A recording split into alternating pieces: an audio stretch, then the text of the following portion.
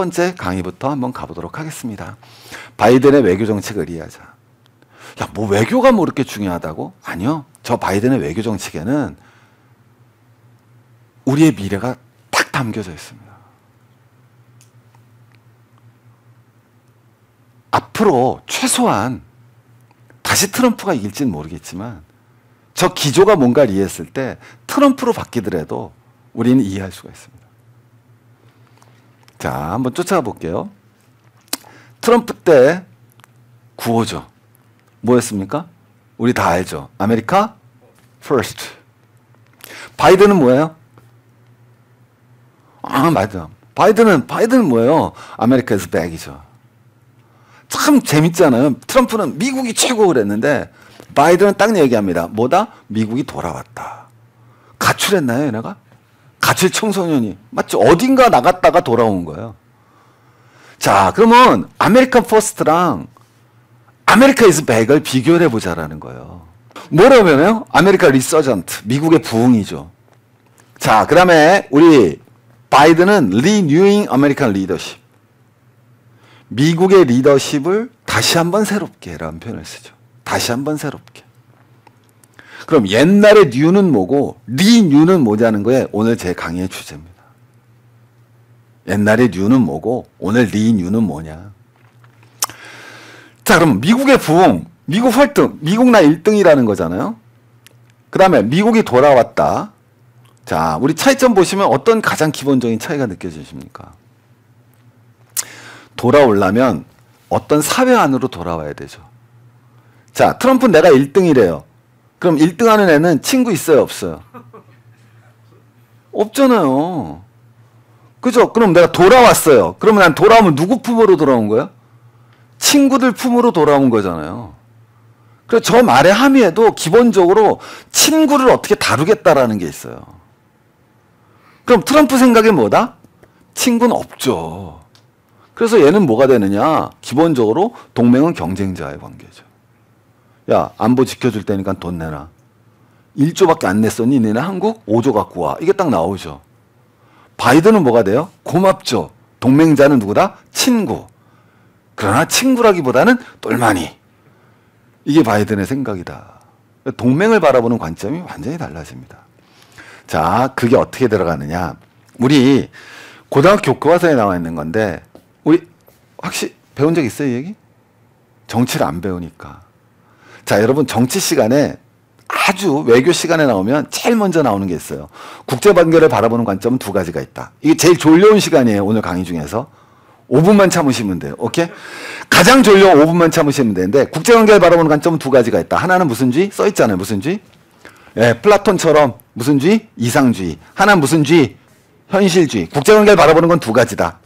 현실주의는 되게 이해하기 쉬워요. 왜? 현실적이니까. 국제관계는 뭐에 의해서 움직인다? 힘센 놈이 최고야. 이 끝이에요. 오케이? 그래서 국제관계는 뭐다? 힘센 놈이 움직인다. 그럼 당연히 국가는 이타적이에요, 이기적이에요? 이기적이고, 오케이? 그럼 내가 힘이 좀 불리해. 그럼 어떻게 해야 돼요? 편먹어서 힘의 균형을 맞춰야 되죠. 그래서 나오는 게 나토 바르샤바 조약기구예요. 20세기 1년 사신 분 바르샤바 조약기구 혹시 들어보셨어요? 아, 설명을 해야겠구나. 지금 나토는 알죠? 근데 오늘 내가 강의할 주제가 이거예요. 친구, 나토 원래 알았어요? 요새 알았어요? 자, 봐보세요. 왜? 원래 갑자기 나토가 막 도배되고 있잖아요. 원래 나토는 바르샤바 조약기구에, 원래 나토가 먼저 생기긴 했지만 바르샤바 조약기구를 이해하죠. 소련하고 동유럽 국가들이 모여서 만든 군사동맹이 바르샤바 조약기구. 폴란드 수도니까. 그죠? 그 다음에 나토는 노스 아틀란틱이잖아요. 트레티 올가제이션. 그죠? 북대서양 조약기구니까 그거에 맞서서 나온 정치기구라고요. 그래서 그때 나오는 게 바로 현실주의예요. 반면에 이상주의는 아름답죠. 인간은 선하니까 국가도 선할 수 있어. 국가가 선할 수 있으니까 다툼이 생기면 우리 유엔과 같은 기구를 만들어서 거기서 조정을 하고 무역 다툼이 생기면 우리 WTO나 가트 만들어서 조정을 하면 되지. 뭐 이렇게 싸우고 살아가니. 이게 이상주의예요. 아주 간단하게 0.1초 만에. 이 정도 갖고는 수능 보면 시험 다 틀려요. 자, 그런데 제가 말씀드렸지만 어느 게 맞는 이론 같아요? 다 현실주의라고 그러죠. 다 현실주의. 근데 여러분 이게 똑같은 게 뭐냐면 제가 예를 들면 사회문화 시간에 강의를 해요. 기능론이 맞아요? 갈등론이 맞아요? 세상을 바라볼 때 기능론이 잘 어울려요? 갈등론으로 보는 게 잘 보여요, 세상을. 자, 보세요. 어떤 집안이 있거든요. 아주 화목한 집안이에요. 그럼 그 집안을 바라볼 때는 어떤 시각으로 보면 그 집안이 잘 보일 수 있어요? 그럼요. 근데 딱 갔는데 벌써 집안이 장난 아니에요. 느낌이 싸해. 그럼 그런 집안을 파악할 때 무슨 논을 파악해야 돼요? 그럼요. 그래서 어느 이론이 맞고 틀린 게 아니라 어느 이론이 그 시대와 상황을 파악하기 좋냐라는 거예요. 여러분 이것도 똑같아요. 자, 여러분 아주 쉽게 생각해 봅시다. 국제관계가 평화로워요. 무슨 논이 맞아요? 그럼요. 당연한 거 아니에요? 뭐 그게 원하든 원하지 않았던 1815년 비인체제라고 생각해 봅시다. 아주 보수적이고 반동적인 비인체제지만 비인체제를 현실주의로 설명이 가능해요? 자, 또 거꾸로 1차, 2차 세계대전이에요. 이상주의 괜찮아? 전쟁하는데 유엔에서 뭐 얘기합시다. 정신 싸대게 맞는 거죠. 맞잖아요, 여러분. 자, 그래서 가만히 생각해 보면 냉전 시대 때는 뭐로 설명하는 게 맞겠어요? 냉전 서로 싸우고 있잖아요. 무슨 주의예요, 그땐? 그럼요. 자, 냉전이 1990년에 끝났어요. 누가 단일한 패권을 잡았어요? 미국. 미국이 힘의 균형 생각할 필요 있어요? 없죠? 미국이 세계를 지배하는데 나 이기적이야 할 필요 있어요? 없죠? 그래서 여러분들의 생각은 완전히 다르게 90년대 이후에 미국의 외교 정책의 기조는 현실주의가 아니라 이상주의에 기반해요. 그건 민주당이나 공화당이나 똑같아요. 이해하시겠습니까, 여러분? 오케이? 자, 미리 가볼게요. 냉전이 막 끝나가, 냉전 끝났어요. 냉전이 끝났는데 왜? 여러분, 냉전 끝나고 나서 미국이 다 뭐로 해결하려고 그래요? 유엔 내에서. 여러분, 냉전 끝나고 미국이 이라크 쳐들어갈 때, 물론 나중에 미국 이름으로 쳐들어가지만 어디 이름으로 하려고 다 그렇게 노력을 해요. 유엔. 유엔이 언제 힘을 잃어요? 확! 미국 기준으로? 김은희 아저씨 할 때만 해도 그냥 마지막으로 버티고 있었잖아요. 요새 유엔 총장 누군지도 모르잖아요. 왜? 트럼프. 트럼프 땐 중국이 확 커옵니다. 자, 이젠 이상주의가 되겠어요? 다시 현실주의로 돌아가겠어요? 현실주의. 유엔 힘이 커지겠어요? 빠지겠어요? 빠지죠. 앞으로 유엔이 힘이 다시 커지기가 쉽겠어요? 어렵겠어요? 굉장히 어렵죠. 간단히 생각해 보셔야죠. 자, 여러분 한번 가보겠습니다. 그래서 뭐라고 표현하냐면 냉전 때는 당연히 현실주의예요. 현실적으로. 그러나 냉전 이후에는 이상주의예요. 그래서 냉전 이후에 미국의 기본적인 외교 정책이라는 건 기본적으로 이상주의에 기반을 합니다.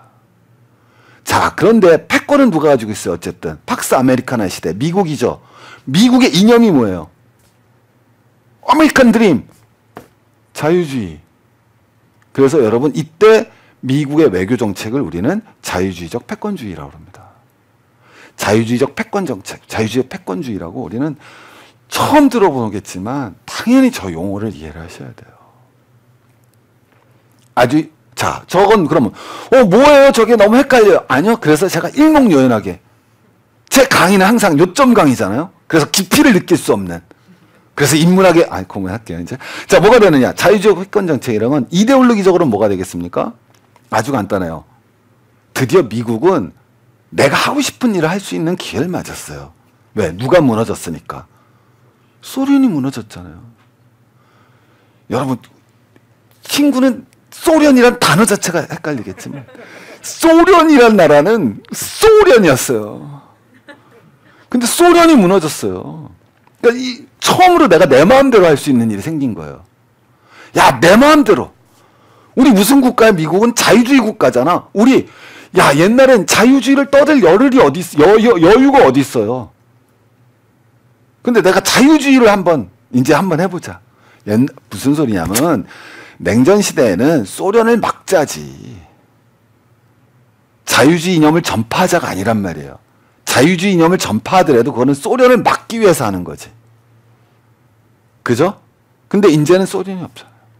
그래서 두 번째 컨텐츠 내용은 뭐가 되느냐? 아주 재밌는 내용이 납니다. 미국 입장은 이건 거예요. 야, 내가 이제 완전 단일한 패권국이 됐는데 일일이 하나 손보고 다니는 거 이거 피곤하고 싸움하는 건 뭐하고, 야, 멋진 이념. 맞잖아요. 자유주의. 우리 다 자유주의 하자. 그러면 자유주의 국가가 다 되면 나의 패권이 아주 계속 아무런 문제 없이 계속 굴러갈 것 같아. 여러분 똑같은 거예요. 힘으로, 자, 무슨 소리냐면 일본이 우리를 지배할 때도 한번 보세요. 일본이 우리를 지배할 때도 일본하고 우리가 갈등이 많고 힘들고 막 이럴 때에는 일본이 무슨 패권적하죠. 현실주의적으로 지배하는 거예요. 무단통치가 되는 거예요. 무단통치 일본 쉬워요, 어려워요? 어렵죠. 어려우면 그 다음에 뭐가 되겠어요? 대동아 공영권이라든가, 오케이? 예? 그 다음에 아시아 부흥이라든가 이념을 내세우죠. 그게 문화통치로 넘어가잖아요. 그 뒤에 나오긴 하지만. 제가 말씀드린 건 뭐가 되느냐. 미국이 패권적 힘을 바탕으로 세계 곳에 자유주의를 확산시키자. 세계 모든 국가를 자유주의 국가로 만들면 그 다음에는 우리가 아무런 문제 없이 아주 이상적이잖아요. 저기 현실주의일 리는 없잖아요. 해나갈 수 있을 거야. 근데 가만히 보니까 일부 국가들은 영원히 비자유주의로 남을 것 같아. 그런 애들은 무력을 개입을 해서라도 자유주의로 바꾸자라는 게, 그러니까 우리 미국이 어딜 쳐들어갔다고 그래서 그게 무조건 현실주의를 반영한다고 생각하시면 안 되는 거예요. 이게 바로 뭐가 되느냐. 비자유 국가를 자유주의 국가로 만들잖아요. 그럼 어떻게? 노하우, 디스웨이. 방법은 뭐냐 그랬더니 딱 나오죠. 야, 첫 번째는 왜 우리가 자꾸 싸우느냐. 교류가 없으니까 그렇지. 분업체제가 없으니까 싸우지. 전쟁이 왜 나? 야, 너랑 나랑 분업적 질서가 있는데 어떻게 싸우니? 싸우는 순간 분업적 질서가 깨지면 우리 다 망하는데. 금방 이해되시죠? 얘가 바퀴 만들어서 나한테 납품하는데, 그래 난 차 팔아서 얘한테 주는데, 우리가 전쟁하는 순간 난 바퀴 없고 쟨 차 없는데 어떻게 살아 우리 둘이. 그래서 자유무역을 갖다가 탁 번성시키면, 자, 두 번째 여기서 더한 게 나오죠. 자유무역이 번성을 하게 되면 저절로 그 국가도 무슨 주의 국가가 된다? 그렇죠. 시장체제가 바로 잡히면 그 나라는 저절로 무슨 주의 국가가 된다? 민주주의 국가가 된다. 맞잖아요, 여러분. 오케이? 그래서 미국이 해야 될 일은 뭐야? 야, 우리 미국은 이제 세계 리더국이야. 도덕적으로 떳떳해. 자, 우리가 해야 될 거는 세계 전부를 우리처럼 위대한 아메리카를 꿈꿀 수 있는 자유주의 국가로 만들어주자. 그럼 어떻게 해야 될까? 그건 아주 간단해. 우리가 이런 자유주의 국가가 될 수 있었던 가장 큰 이유는 경제적으로 우리가 시장경제 체제를 잡았기 때문에 아니야. 그러니까 이 시장경제 체제를 국제적 분업 질서 속에서 형성시켜야지. 그렇게 하면 우리 모든 국가들이 자유주의 국가가 될 거야. 근데 이걸 거부하는 이상한 놈들 있잖아. 북한, 아프간 이런 애들은 어떡하지? 야, 걔는 마사지 해주자. 이게 미국의 자유주의적 패권 정책이에요. 그게 미국의 민주당이든 공화당이든 외형적으로 나타나는 게 다른 거지 냉전 이후에는 똑같은 거예요. 자, 성공했습니까? 자, 성공했냐는 거죠. 자, 여러분 아시겠지만 이게 문제가 발생합니다. 첫 번째, 비자유주의 국가를 군사적 수단을 동원해서라도 자유주의 국가로 바꾸자고 그랬죠. 웬걸, 베트남전은 뺍시다. 왜? 베트남전 왜 빼느냐? 냉전의 전쟁이니까. 그전엔 90년대 이후만 보는 거예요. 어디 쳐들어갔습니까? 아프가니스탄 갔죠? 어디 갔습니까? 아, 이거는 이라크 갔죠? 아프간 갔죠?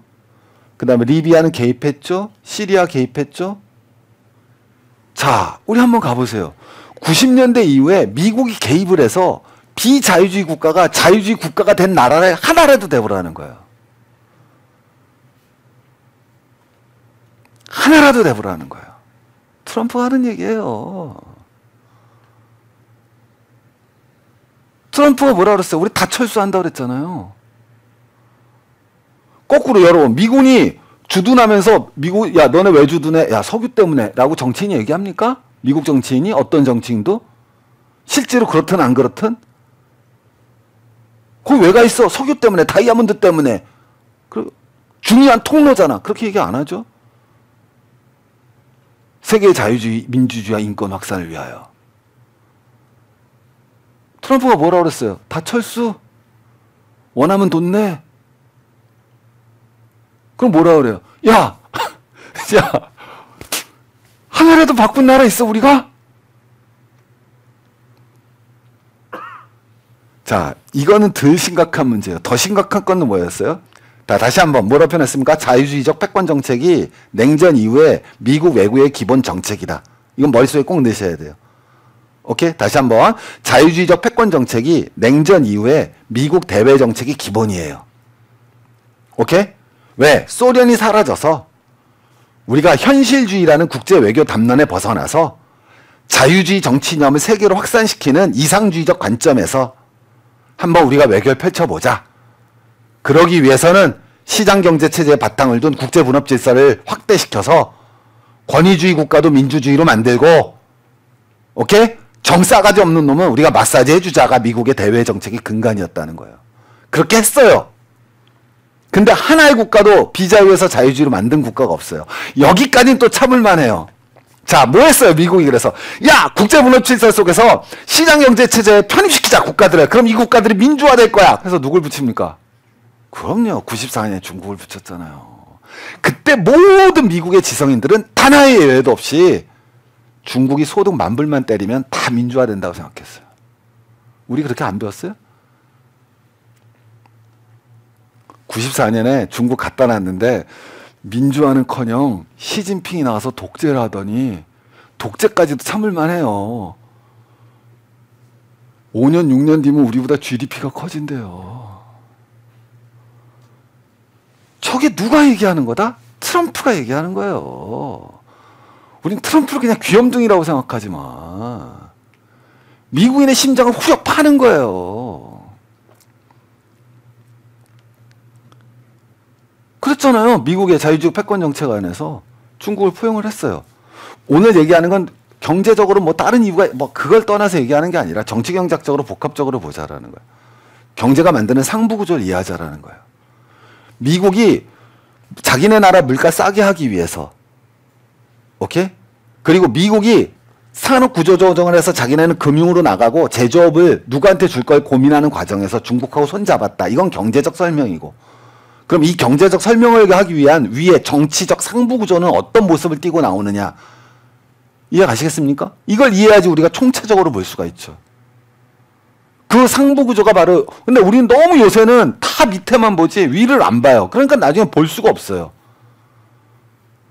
오늘 이 강의의 가장 큰 원인은 너무 요새 분들은 다 경제로 넘어가 버렸어요. 그것도 다 미시경제로. 거시경제인 것 같지만 다 미시경제. 왜? 투자를 위해서는 결국 미시로 가야 되니까. 근데 그럼 나중에 힘을 잃어요. 힘을 잃어요, 진짜로. 오래되시면 힘을 잃어요. 저는 요새 한 1년 이거는 한국 유튜브 하나도 안 봤어요. 뉴스도 안 보고. 자, 근데 어쨌든 뭐가 되느냐. 이게 보세요. 그래서 총결, 자유주의 패권을 추구했으나 결론은 자유주의 확산에도 실패하고 세상에 미국 패권의 약화, 중국만 키운 거예요. 이게 냉전 이후에 미국의 자유주의 패권 정책에 대한 비판이에요.